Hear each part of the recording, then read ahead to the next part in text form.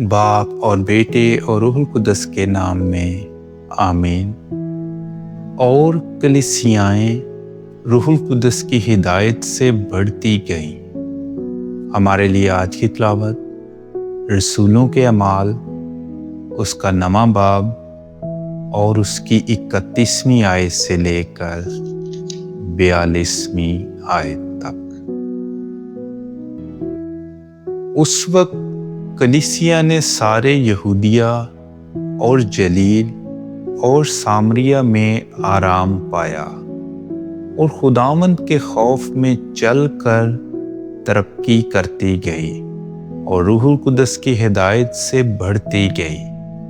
اور یوں ہوا کہ پطرس ہر جگہ پھرتا ہوا ان مقدسوں کے پاس پہنچا جو لدھا میں رہتے تھے، اور وہاں انیاس نامی ایک شخص کو پایا جو مفلوج ہو کر 8 برس سے چارپائی پر پڑا تھا۔ پطرس نے اس سے کہا، اے انیاس، یسوع مسیح تجھے شفا دیتا ہے، اٹھ اور اپنا بستر بچھا۔ وہ اسی دم اٹھا اور لدھا اور شارون کے سب رہنے والوں نے اسے دیکھا اور خداوند کی طرف رجوع لائے۔ اور یافا میں ایک شاگرد طبیطا مترجم غزالہ نامی تھی، جو کثرت سے نیک اعمال اور خیرات کیا کرتی تھی۔ اور یوں ہوا کہ ان دنوں میں وہ بیمار ہو کر مر گئی، اور انہوں نے اسے نہلا کر بالا خانہ میں رکھا، اور اس لیے کہ لدھا یافا کے نزدیک تھا۔ جب شاگردوں نے سنا کہ پطرس وہاں ہے تو اس کے پاس 2 آدمی بھیج کر درخواست کی کہ ہمارے پاس آنے میں دیر نہ کر۔